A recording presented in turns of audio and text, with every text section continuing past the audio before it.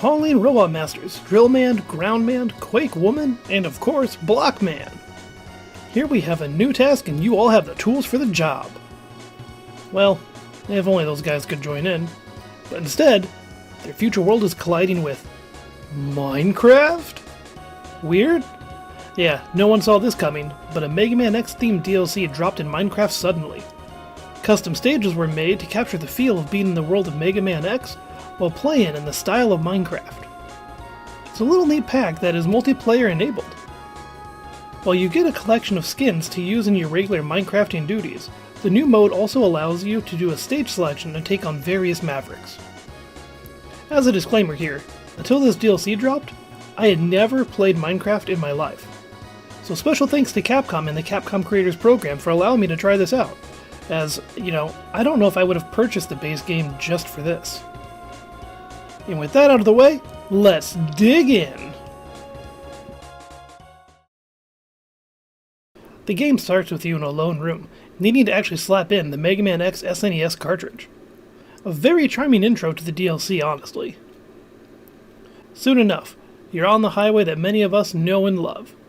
Much like the Mega Man X version, you are taught the basics here, from being put in a situation where you have to use your new abilities, as well as some simple signs to kind of give you a heads up on what to do.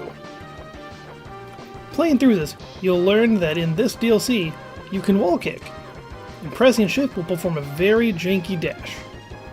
Wall kicking is very awkward still, as unlike in Mega Man X where you just slam on the jump key, you have to actually time your jumps while looking at the wall.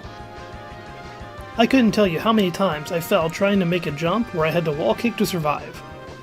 Of course, with all the enemies around, you'll learn how to attack soon enough, but there are rules with attacking, and they feel kinda sluggish, at least to me. Left clicking fires a standard lemon, and you can kinda rapid fire these. Right clicking does the same thing, but if you hold it, you'll charge up your buster and fire a green blasty boop. Take caution while charging though. If you need to jump, your speed drops drastically. I couldn't clear any pit while charging, even if I had a running start. Thankfully, those are really the only main things you need to learn for this mode. At the end of the stage, Vile comes in as usual, and the classic zero saving your sorry blue butt cutscene triggers.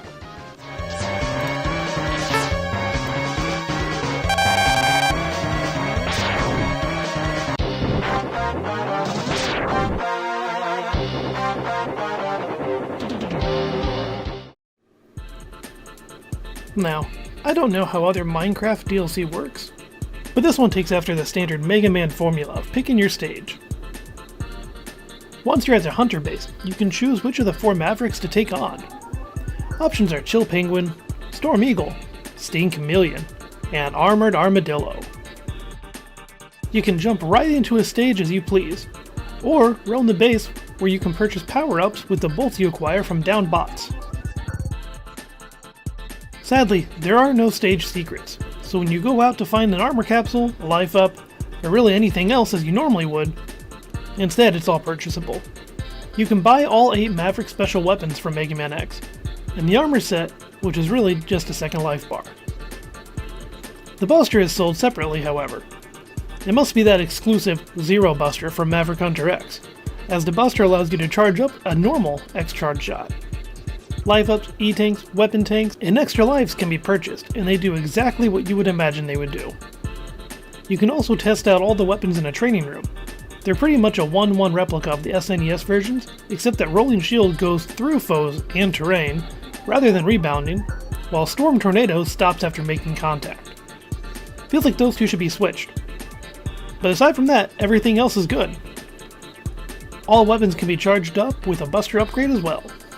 There's also a gallery of achievements in the base, which makes for fun little challenges here.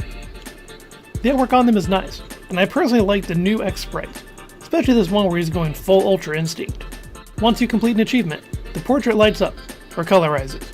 You can right-click them to see what the challenge is, and what you need to do to complete it. I was able to get all but 2 of these in my time playing through. The first one I needed was just to defeat 50 Mavericks, as in bosses. I made it to 25, but it's quite a grind to get that last bit out, and I just really wasn't feeling up to it. The other is a speedrun mode, which I actually did, and the achievement didn't trigger. So I don't know what happened there. But either way, let's take a look at some of the stages. Chill Penguin has to be the first one you take on, right? Always has to be him. Well, his stage is a faithful rendition. Even the part where you zigzag up some sloped floors in his factory. This stage I found a unique feature in though. Dashing on the ice actually feels like you dash. It's crazy. Like X will take off quickly and slide across the frozen floor. If dashing worked like this for the whole game, I'd be abusing it. The right armor is also in this stage, but I didn't really find much use for it. You can ride it, but if you take a hit, it comes out of your own life. As well, you don't have any of its own punchy attacks. While nice that it's an option, I just choose to ignore it and go forward. There also isn't any blue bunkers where you would normally find the life up. Oh well. Penguin himself has all the same moves that he always has, but this time you can't cheese him by just wall kicking. His skin looks good though, and he felt like a perfect rendition of what you would expect.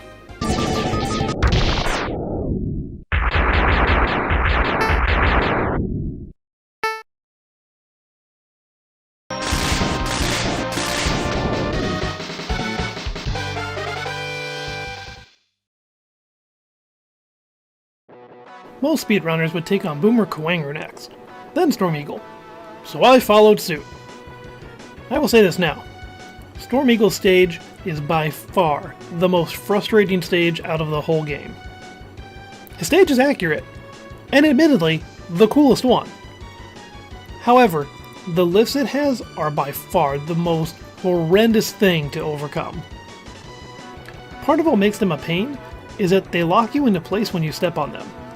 And I'm sure this is there to help you to prevent from falling off due to 3D game shenanigans, but it makes crossing them a nightmare. The very last platform is the worst one to overcome, as it never goes lower than the one before it, making the timing to get on it nigh impossible. I did, however, after overcoming the stage, accidentally find an easy means of clearing it. With the Buster upgrade and Shotgun Ice, you can form the Penguin sled, just like in Mega Man X. But this sled never falls! So, you can just ride it across all of these platform gaps and laugh at the challenge. Ha ha ha ha ha! Stupid ground. There are flammable containers here, which most players know to hide secrets. However, even with the flame wave, they don't break. Once you get aboard the Death Rockman, its top section is destroyed, just like in the SNES game. It's a really cool feeling getting to see that break down in block style. Storm Eagle is a good representation of his old self too. His dive is a bit harder to deal with now, but everything else is pretty straightway easy.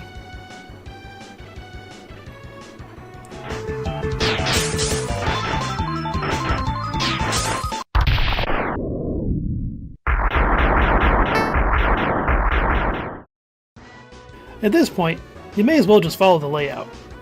Steam Chameleon has his usual forest stage with the Axe Max that are much more manageable than before. The little almond hoppers are a real pain though. All they do is jump like before, but they have a smaller hitbox, and in a 3D world, these little guys become a pain. It actually is fun to see the little weak guys all of a sudden become the new hassle.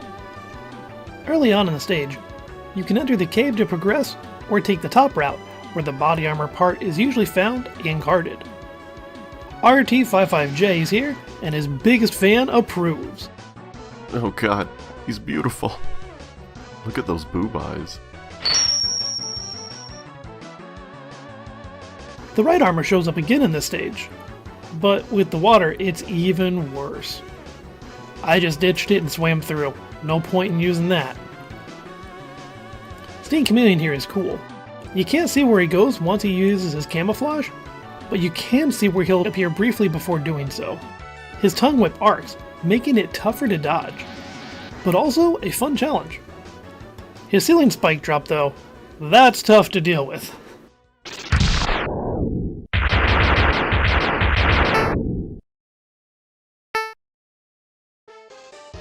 Lastly, we go mining. It's about time we went to go mining for a diamond.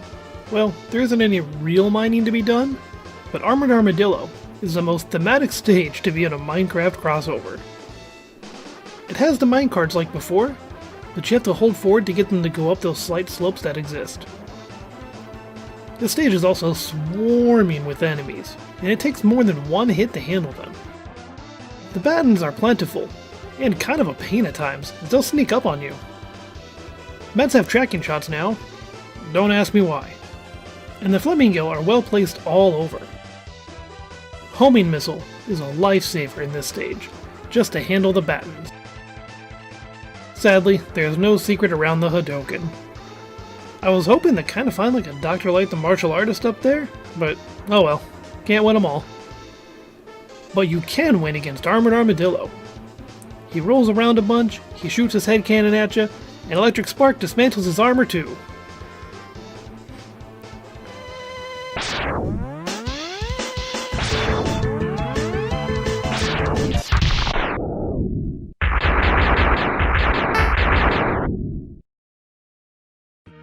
Finally, time to take on Sigma. His stage is long. Well, rather, they took his 4 stages, shortened a few, and made it one massive run that you go through.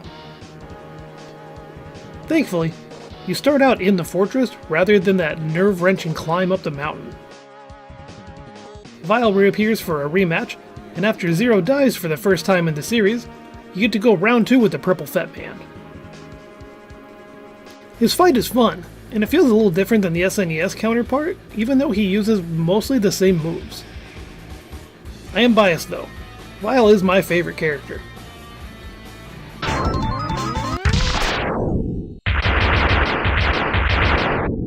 After you overcome him, the next stage is a tower climb, where you rematch Penguin and Eagle.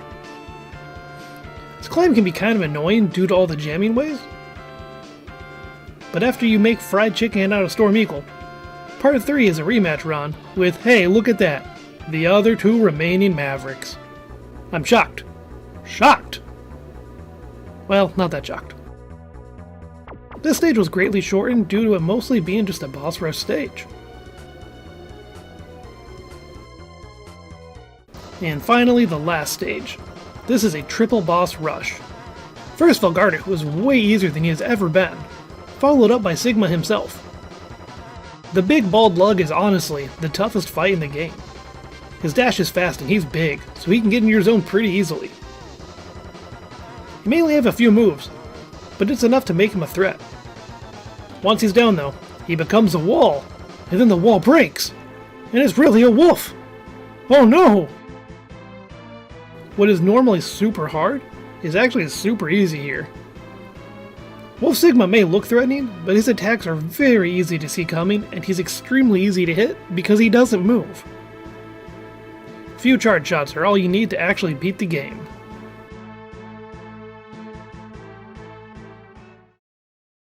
Now that the game has been beaten, you can enjoy a few other modes. There's a boss rush, where you take on every boss back to back. But your health and weapon energy refill, so it's relatively simple. If you use the weakness on any of the 4 main Mavericks, you can lock them into staying in place for a damage animation, making the challenge super easy. There's also a speedrun mode, where you can play each stage back to back, going as fast as you can.